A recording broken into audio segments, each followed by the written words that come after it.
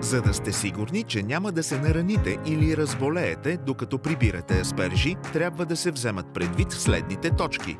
След прибиране на реколтата, пресните аспержи се транспортират до фермата за аспержи в контейнери за събиране за по-нататъчна обработка. Там се измива, сортира и съхранява за препродажба. При миене и сортиране на аспержите трябва да се носят водоустойчиви ръкавици, за да се предпази кожата от вода. Ръцете ви сухи ли са?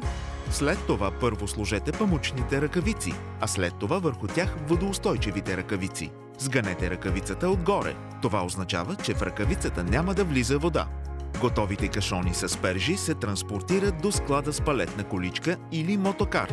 Както при всички други дейности, при които краката могат да бъдат наранени, трябва да се носят предпазни обувки, за да се предпазят краката. Трябва да се провери на място. Ако мотокар блокира пътя, превозното средство не трябва да се отдалечава самостоятелно, дори ако водачът на мотокара не е наблизо. Мотокарите могат да се преместват само от специално тестван и обучен персонал. Ако възникне злополука или нараняване, въпреки всички предпазни мерки, бригадирът трябва да бъде информиран незабавно. Леките наранявания могат да бъдат лекувани с наличния комплект за първа помощ и документирани в книгата за първа помощ.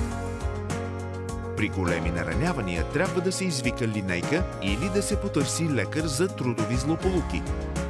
Можете да намерите допълнителна информация и телефонни номера за лична консултация в нашето web приложение на адрес www.agriwork-germany.d.